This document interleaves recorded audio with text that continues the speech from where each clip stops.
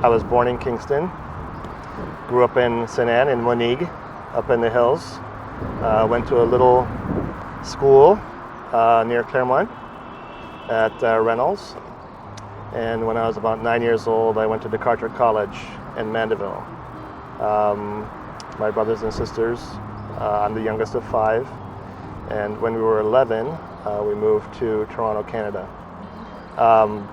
But by that time, I had, even though I didn't know it, I had already began to play with what I understand now is architecture, but it wasn't architecture at the time. I used to, tear up my parents' yard and build things out of concrete and play with my cars and my trucks and run water from the hose down the hillside and stuff like that. And my father used to bring cement bags for me to play with. That's what I played with when I was a little kid.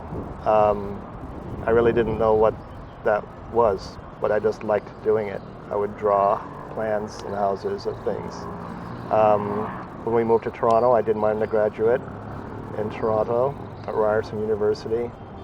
Then I went and did my first master's degree at University of Texas at Arlington. And then I did my postgraduate degree, my second master's at Harvard University. And then I went to Chicago to practice architecture for Skidmore, Owings & Merrill in 1993. In 2006, Adrian Smith, Bob Forrest, and I started our firm in Chicago, Adrian Smith and Gordon Gill Architecture.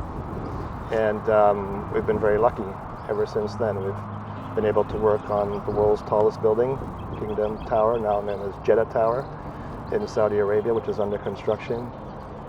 We've worked on positive energy buildings, net zero energy super talls.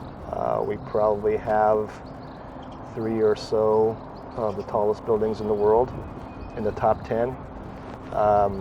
We have planning for cities all over Asia, and we've been very, very fortunate to kind of have 12 years so far of really great projects and really great success.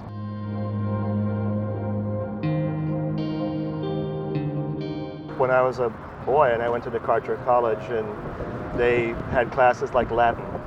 I take Latin as a language class. And I asked my parents if I could drop Latin to take drafting, because I prefer to draw than to learn Latin. I have never studied anything else as a discipline other than architecture. It's just what I love to do. People ask me all the time, you seem to work a lot. I don't really work. It's just what I do. It's my life. I enjoy it. So I have no, I don't know what else I would do if I was an architect. I love architecture because I get to meet incredible people from all over the world. I get to engage everyone from little kids to experienced senior people in and out of the practice of architecture. And I really believe that architecture is kind of the intersection of a lot of different disciplines. It's kind of environmental issues, it's physical issues, it's psychological issues, it's geometry, it's art, it's science, it's economics, and I love all of those things. And I don't want to segregate any of those things from the work that I practice. And it's because of architecture why I'm able to come back to Jamaica and be a part of what I grew up in, and that's very important to me. That's it's important to kind of come full circle, and if I can be able to contribute to the Parliament House competition in National Heroes Park, that's quite a significant opportunity for me.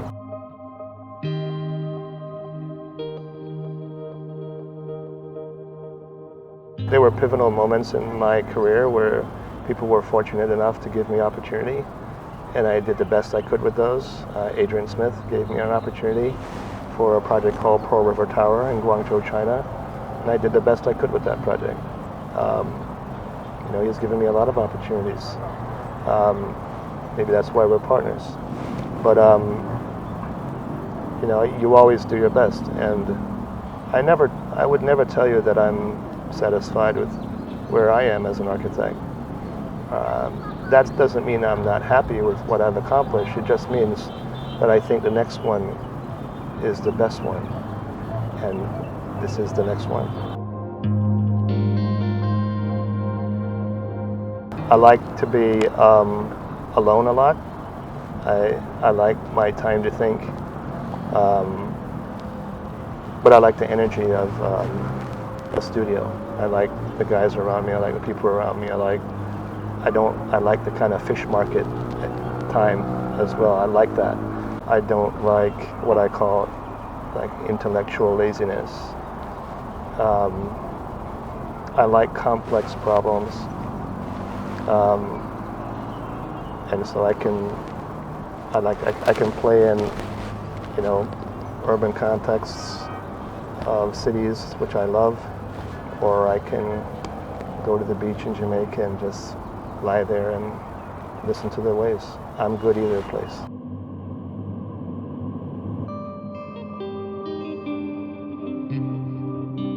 I get a tremendous amount of satisfaction from every project because every project has its own unique characteristics, its own unique problems or issues. And as architects and designers, I basically see us as problem solvers. It doesn't matter if I'm doing the world's tallest building in Jeddah, or if I'm doing a park, or if I'm doing a small little canopy, or if I'm able to advise on the Houses of Parliament for Jamaica. There is a kind of soup, a kind of stew, a kind of complexity associated with everyone. And if you can find that key moment where you say, I see what's trying to happen here, I understand what's trying to happen here, and we can help to advise architects or the government as to what this opportunity really could be, to realize that would be fantastic. It would be incredible. And that's my job here. I'm not designing the project. I'm helping others hope to realize what their vision is, which is a little different than what I usually do on a day-to-day basis, but it's also enriching. It's very interesting to me.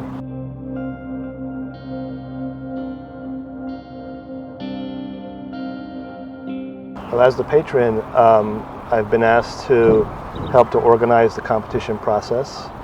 I've been asked to help guide UDC so that the process is at an international standard. I'm not designing the project. I'm helping others hope to realize what their vision is. It's very important to me for the public to be involved in that process. It's critical to me. It's also very important to me that this project be done by the designers, planners, architects of Jamaica. And I say that not out of a kind of selfishness. I say it because I think there are very few architects from around the world who would understand the nuances of this culture. It's a very unique culture, a very unique place. And I want the Parliament House to have that flavor, that feeling. It's almost hard to describe, but I believe that the architects here in Jamaica will put their best foot forward and do their very best for their country, and I hope they will all participate, because I can't believe that they would not want to be a part of this historic moment. I wish everyone that was participating in the competition could have been in my shoes to hear the Prime Minister speak about this project. Because when he speaks about it, and when UDC speaks about it, it's not theirs. It's for the people. It's for that little boy or that little girl that we see running on the street or playing in the park. And I think we all get to sit back one day and see them enjoying it. And that's the real reward. It's not my project. It's not anybody who's working on it right now. It belongs to none of them, none of us. It's for everyone else who will come in the future. That is a beautiful thing, I think. And I think if you're a young architect in Jamaica and you get a chance to take a shot at a building like this, I would seize it. I would give it everything you've got. I would absolutely spend every second of my day, if I was in their shoes, thinking about this and working on this, you could change history.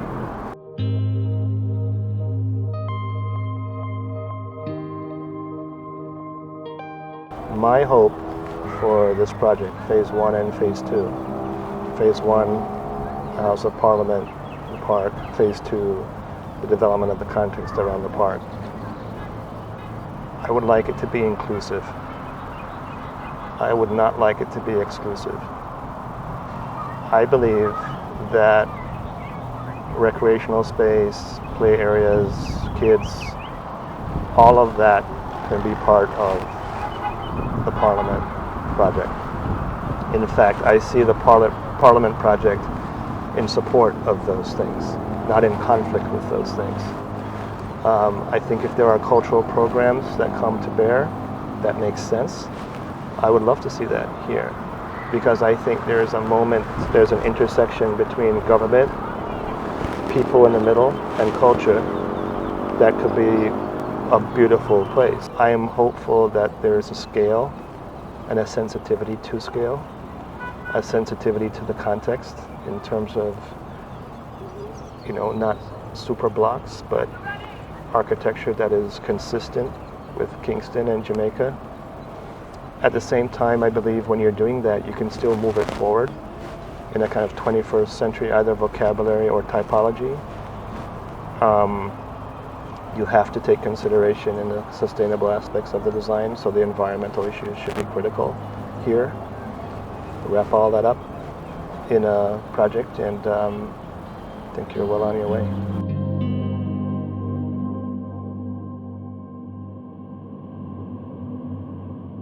Well, good design for me, or great design for me, takes into consideration all of the attributes of environment, economics, structures, proportion, palette, the kind of psychology of space, the comfort of space, the power of design, the kind of iconic nature that certain buildings are demanding of themselves and from their public, so that they have an identity, that they speak to a place, that they say something to a country, and that they say something to the world.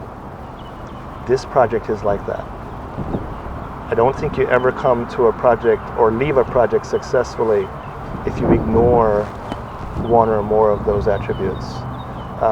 In fact, I actually believe that the richer or more inclusive the project becomes, the better it becomes.